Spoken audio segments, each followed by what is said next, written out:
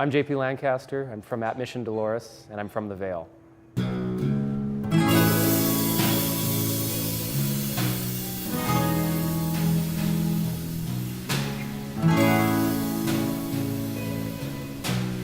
We're at Red Collar Brewing where we filmed one of our songs, which is called Waves. That song, Waves, and all our songs just kind of capture feelings or moments, or that's kind of the way I approach this band. You know, I come up with, or in my mind I'll have, you know, I'll hear a sound and then kind of orchestrate it or compose all the parts, and then we fill it out with a band.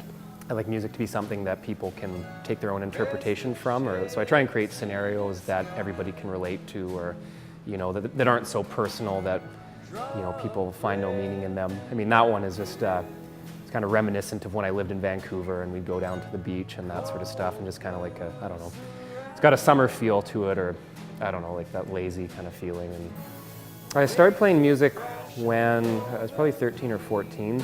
My dad was a musician, so that was always in my household.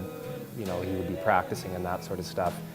You know, there's amps and lots of gear in our house, so I was always around that. And he listened to, like, he was really into jazz.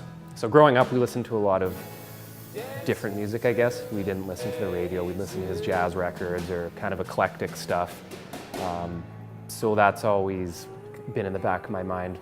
My dad was a musician, and then he's a failed musician, and it kind of ultimately ruined his life. And so I made a conscious decision when I left high school. I decided to abandon music, and I actually pursued sports, and I went to university on an athletic scholarship. And at that time I started working at this music club, and that really inspired me and reminded me how much I loved music, and that got me back into it. I try and check out shows around town as much as possible. I feel too old now to, I don't know, to go to festivals and that sort of thing, but I mean, yeah, I think there's a vibrant scene here again, which is great, and I like to support that as much as possible. And I'd like to perform at festivals one day, but I don't know, I feel too old to go now. You know, what inspires me for music is capturing moments, capturing feelings. You know, I think as I've gotten older, and I've played music for a really long time, you know, what'll happen is, you know, there'll be like just a mood or something that's inside my head, and I like to encompass that musically. And so with the band, you know, that's what I was saying, I'll start to arrange things, and I'll put all these instruments together to make the music have this tangible feeling or sound. And yeah, that's kind of how we approach this. So like oftentimes it'll be, you know, I'll read a passage in a book that just creates this image, and I just try to make a sound of it. Or, you know, I'll hear a song, and then that gives me a feeling, and I want to make that feeling or that mood. The stuff I listen to now varies a lot. I mean, kind of modern artists I'm into would be like Andy Schaaf, I think, is doing some really cool stuff and is minimal, and that inspires me a lot. You know, I think I just go through phases where I hear certain bands, like the last Tame Impala record was, when it came out, I was really into it, and that inspired me to do kind of some busier stuff. And then I would listen to like an Andy Schaaf's new record, and that's more minimal, and that inspires me. I mean, growing up, I listened to, as I was saying, you know, like there's a lot of weird jazz kind of in my childhood.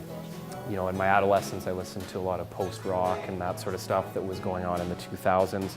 Listened to a lot of hip-hop. You know, that was probably half of what I listened, like MF Doom and Aesop Rock were artists that I always found hip-hop interesting because there's a surreal element to it where you're using technology to mix instruments together to create a sound, and I thought that would be neat to you know, if you could actually do that with a band to create these really surreal textures. I always found that an interesting concept. But yeah, I mean, I think just what I listen to now is very, you know, diverse. Plans for the future, I guess, are just to keep playing. I mean, obviously, you know, I have a day job and I have a family and that sort of stuff, so there's always probably the dream of it becoming a full-time thing, but I mean, I think in the interim, it's just making stuff that, you know, has the integrity of what I want to do, and it's, you know, it's an honest expression of how I'm feeling at that time. And, you know, I think as long as I can keep doing that, it's just, that makes me happy. And, you know, I hope there will be one day a big audience that wants to hear it, but, you know, I'm just happy to create and do that sort of thing. I mean, we have a 7-song album I'm very proud of. We've got a 4-song EP that we'll be releasing in the new year. I just like people to listen to it because I think it's pretty good music.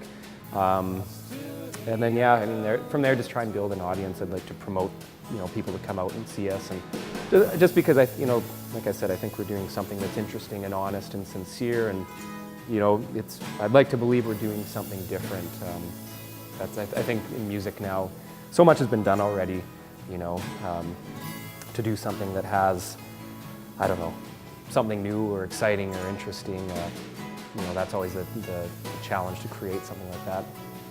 Yeah, I just think, being in Kamloops, there's a lot of talented musicians here. I think there's a very robust scene, and I just love for people to go out on a limb and explore bands. And I think so many people are dissuaded when they hear the term local band. They think that means just no talent or whatever, but I think there's so much interesting creative stuff out there that I just love it if people would embrace what's out there and explore, and and realize there are some great musicians and bands and talent here and all that.